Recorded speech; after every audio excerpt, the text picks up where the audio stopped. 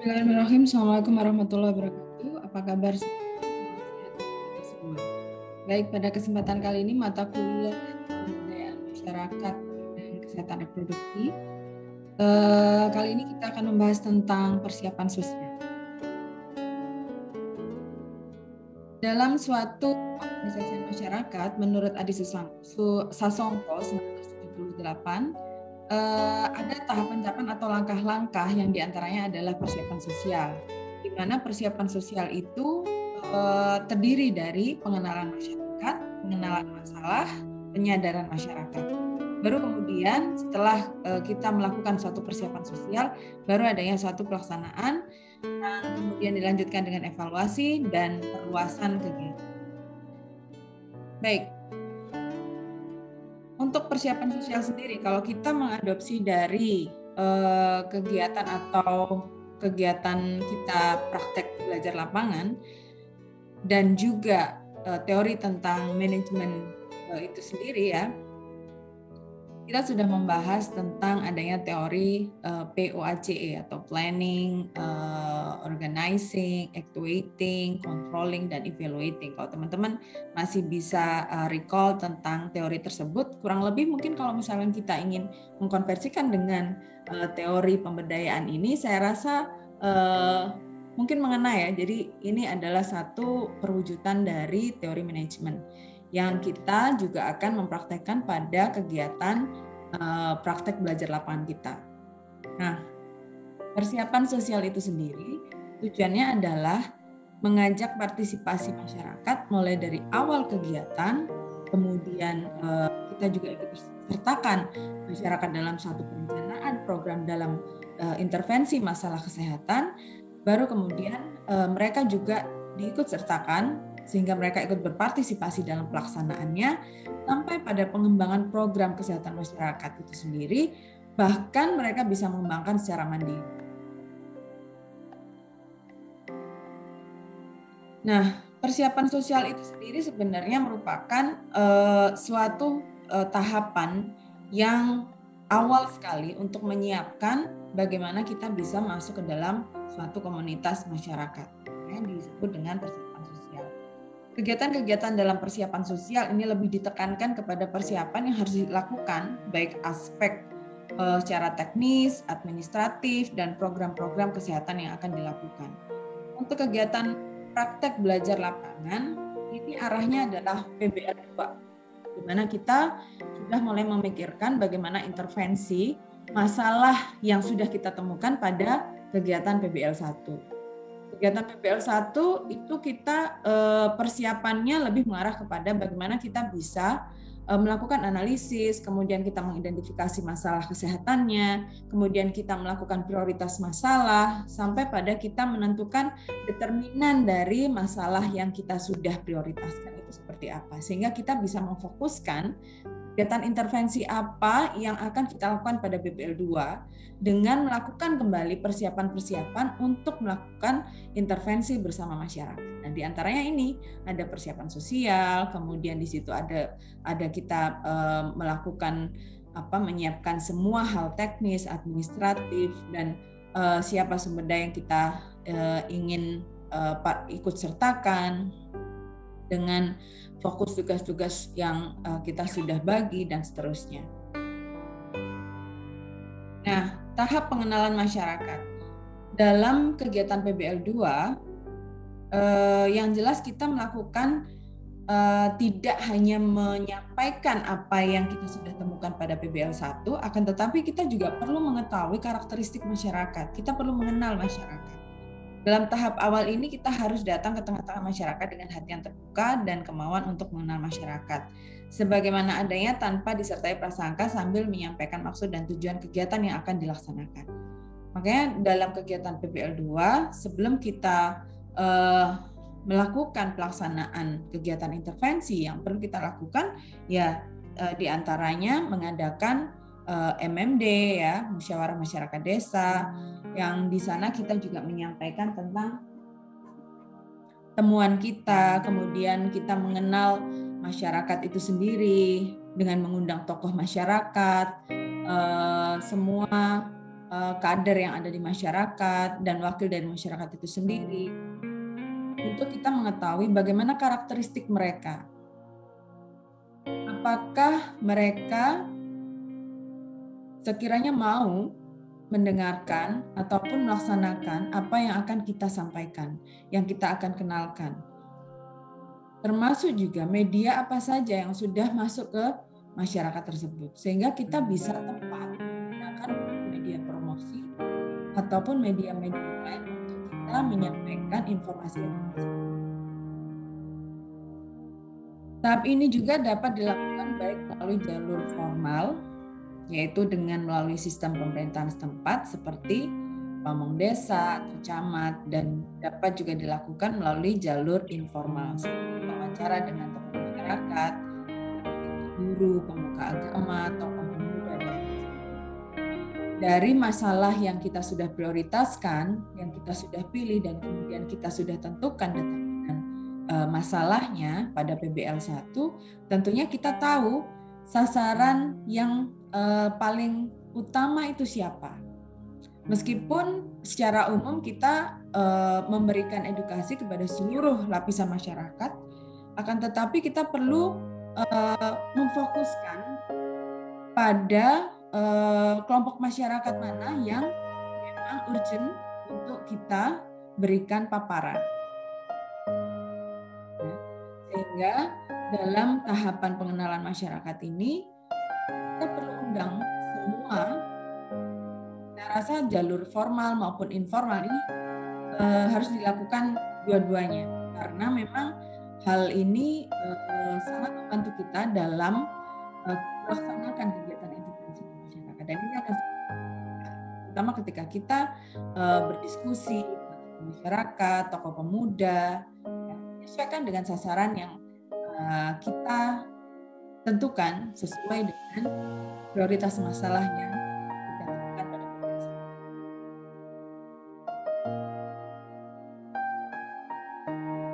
Kemudian pengenalan masalah. Dalam tahap ini dituntut suatu kemampuan untuk dapat mengenal masalah-masalah yang memang benar-benar membutuhkan masyarakat. Untuk dapat mengenal masalah kesehatan masyarakat secara menyeluruh, diperlukan interaksi dan interrelasi dengan masyarakat setempat secara mendalam.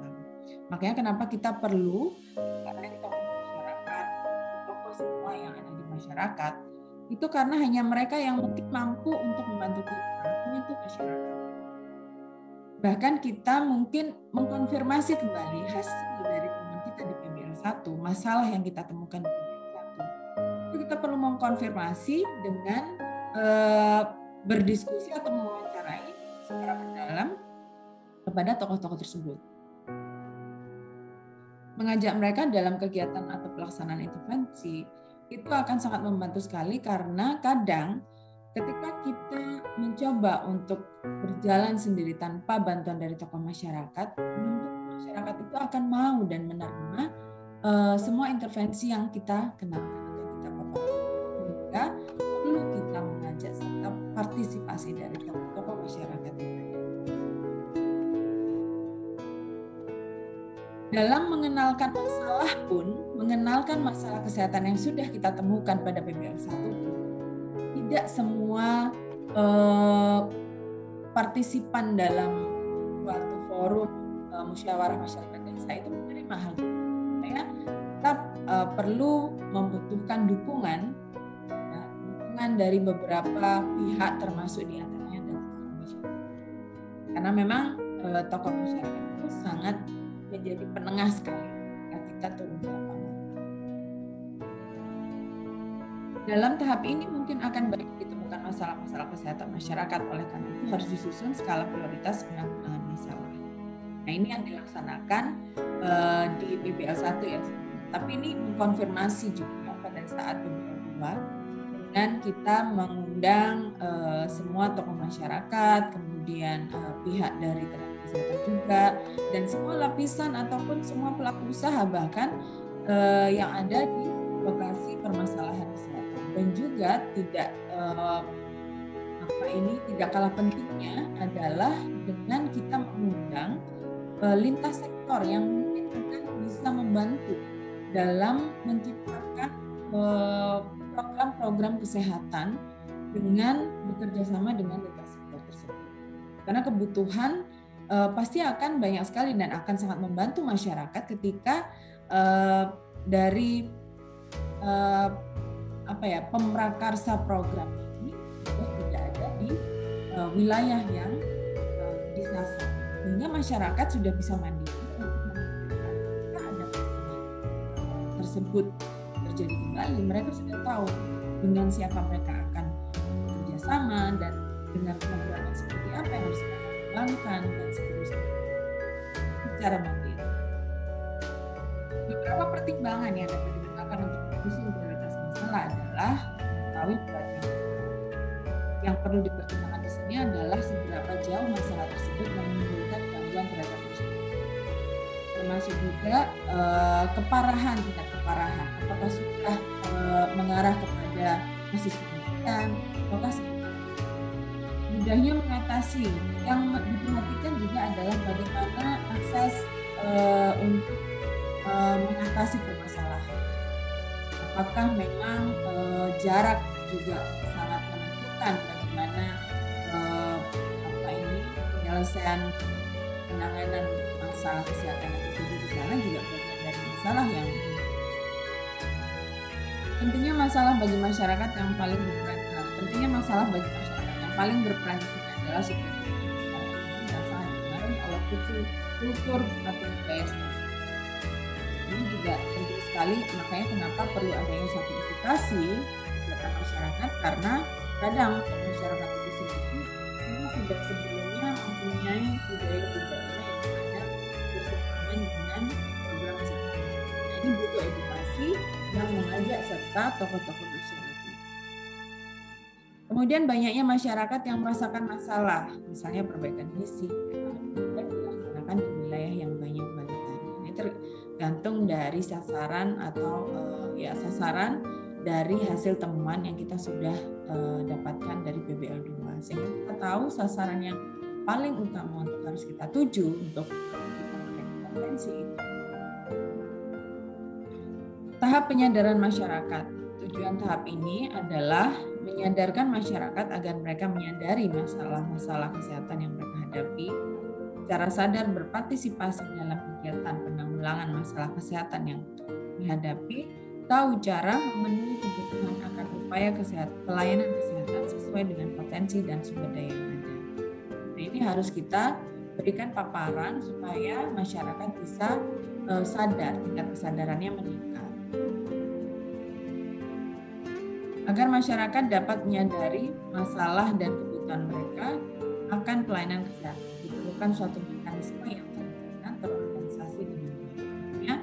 Dalam suatu perencanaan intervensi masalah kesehatan perlu kita datangkan sumber daya yang memang berpotensi untuk bisa melaksanakan program kesehatan, sehingga secara maksimal masyarakat bisa mendapatkan paparan edukasi untuk mereka bisa meningkat kesadaran mereka akan dunia kesehatan. Untuk itu beberapa kegiatan yang dapat dilakukan dalam menyadarkan masyarakat adalah lokakarya mini kesehatan, musyawarah masyarakat desa, dan remisi. Kesemuanya ini kurang lebih sama, hanya saja ada teknis-teknis tertentu yang nanti ada segmen sendiri atau sesi sendiri untuk kita bisa mempelajari tentang bagaimana pelaksanaan, bagaimana MMD dan bagaimana dalam kegiatan PBL1 dan PBL2 yang teman-teman kemarin sudah laksanakan. Yang dilaksanakan adalah lokakarya mini dan musyawarah masyarakat desa. Untuk di awal lokakarya mini ini biasanya kita mengundang tenaga kesehatan. Tenaga kesehatan ini perlunya adalah mereka mengkonfirmasi hasil yang sudah ditemukan oleh mahasiswa untuk disesuaikan dengan data yang mereka peroleh sebelumnya, sehingga itu akan bisa menggarisbawahi bahwa memang sudah sesuai masalah yang diprioritaskan. Nah, kemudian baru kita mengadakan musyawarah masyarakat desa. Musyawarah masyarakat desa ini memusyawarahkan baiknya jenis ataupun program yang seperti apa sih yang sesuai dengan karakteristik masyarakat untuk menangani masalah yang ada di masyarakat. Nah, ini perlu adanya suatu diskusi karena belum tentu semua elemen sehingga membutuhkan banyak aspek yang harus dibahas di dalam MMD sebelum kita menentukan program yang efektif harapannya untuk menyelesaikan masalah yang ada. Rembuk desa ini kurang lebih sama dengan MMD, jadi di situ ada suatu diskusi, bahas masalah dan juga rencana intervensi yang akan dilaksanakan. Kemudian tahap pelaksanaan, ini actuating. Jadi kalau dalam teori manajemen POAC, setelah ada planning, ada organizing, baru kita mengadakan pelaksanaan kegiatan. Setelah rencana penanggulangan masalah disusun dan atau MMD ya, maka langkah selanjutnya adalah melaksanakan kegiatan tersebut sesuai dengan perencanaan yang telah disusun. Beberapa hal yang harus dipertimbangkan dalam pelaksanaan kegiatan kesehatan masyarakat adalah pilih kegiatan yang dapat dirasakan manfaatnya oleh masyarakat. Untuk melibatkan peran serta masyarakat secara aktif dalam upaya penanggulangan, untuk kita mengajak peserta atau melakukan peran serta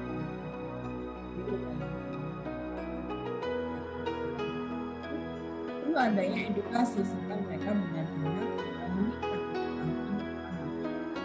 Dari situ maka akan berlanjut mereka sudah positif, baru kemudian perilaku atau tindakan mereka ini yang harus seperti apa sih? Kita melaksanakan kegiatan disesuaikan dengan kemampuan, waktu dan sumber daya yang tersedia. Memang sebaiknya kita mengikuti jadwal mereka, menyesuaikan dengan pelonggaran waktu yang banyak, sehingga harapannya ketika dari semua elemen masyarakat yang diundang itu bisa maksimal hadir semua, sehingga mereka mampu untuk mendengarkan bahkan memberikan saran dan masukan untuk program yang kita tawarkan. Yang keempat, menumbuhkan rasa percaya diri masyarakat bahwa mereka memiliki kemampuan dalam penanggulangan masalah masyarakat, masalah kesehatan masyarakatnya. Karena tidak semua masyarakat itu mau bisa ikut serta, bahkan mereka tidak percaya diri karena mereka merasa ini bukan keahlian saya sehingga saya nggak usah saja untuk berpartisipasi. Hal yang sebenarnya kita akan dibantu pada saat kegiatan. Nanti di sana akan dipilih siapa tim-tim yang memang bisa mendampingi atau melaksanakan, sehingga mereka pun nanti di akhir atau di masa yang akan datang corong informasi ke masyarakat di semua. Evaluasi penilaian dapat dilakukan setelah pelaksanaan dijalankan dalam waktu tertentu. Dalam melakukan penilaian ada penilaian selama kegiatan, di mana di sini biasanya ada suatu format-format atau instrumen-instrumen untuk mengukur beberapa efektif kegiatan informasi yang sudah dilaksanakan. Dan ini biasanya dilaksanakan dengan membagi instrumen kuesioner misalnya ya, pre-kegiatan dan post-kegiatan, sehingga kita bisa mengetahui perbedaannya. Disebut juga penilaian formatif atau monitoring, dilakukan untuk melihat apakah pelaksanaan kegiatan dijalankan sesuai dengan perencanaan penanggulangan masalah yang telah disusun, sehingga dapat diketahui perkembangan hasil yang akan dicapai. Penilaian setelah program selesai dilaksanakan. Ini disebut juga penilaian sumatif atau penilaian akhir program. Dilakukan setelah melalui jangka waktu tertentu dari kegiatan yang dilakukan. Dapat diketahui apakah tujuan atau target dalam pelayanan kesehatan telah tercapai atau belum. Kemudian setelah kita melaksanakan, dan perlu dipikirkan juga bagaimana cara mengembangkan perluasannya seperti apa. Perluasan merupakan pengembangan dari kegiatan yang dilakukan dan dapat dilakukan dengan dua cara. Yang pertama kuantitatif dan yang kedua adalah kualitatif. Untuk yang kuantitatif ini menambah jumlah kegiatan yang dilakukan, baik pada wilayah setempat yang sama atau wilayah yang lainnya. Mungkin pada satu desa yang difokuskan adalah yang terdapat kasus masalah kesehatan. Dan di dalam satu desa mungkin ada beberapa dusun, sehingga kita perlu mengetahui bagaimana atau kita bisa mapping mana wilayah-wilayah dusun yang memang berpotensi untuk munculnya masalah yang sedang terjadi, sehingga mungkin kita bisa memperluas wilayah intervensinya di wilayah yang tadi tersebut ya. Untuk yang kualitatif, perluasan dengan meningkatkan mutu atau kualitas kegiatan yang telah dilaksanakan sehingga masyarakat dapat lebih puas. Nah, hal ini yang memerlukan banyaknya kerjasama dengan semua sektor. Ya, mungkin kalau misalkan yang dibutuhkan itu adalah akses jalan yang cepat misalnya, ya berarti harus berkoordinasi dengan mungkin dinas perhubungan untuk mereka bisa memperbaiki infrastrukturnya, infrastruktur jalannya seperti apa, harus diaspalkan mungkin atau harus ditembuskan untuk bisa lebih cepat dalam mengakses di tempat pelayanan kesehatan dan seterusnya seperti itu. Sehingga yang dipertimbangkan itu adalah bagaimana mutu atau kualitas dari pelayanan kesehatan itu, bagaimana peningkatan pelayanan kesehatan itu, bagaimana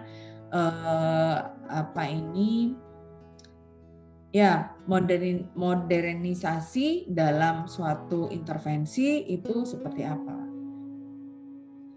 Oke, baik. Saya rasa untuk persiapan cukup mudah untuk dipahami dan cukup sekian dari saya. Mohon maaf jika ada kurang. Assalamualaikum warahmatullahi wabarakatuh.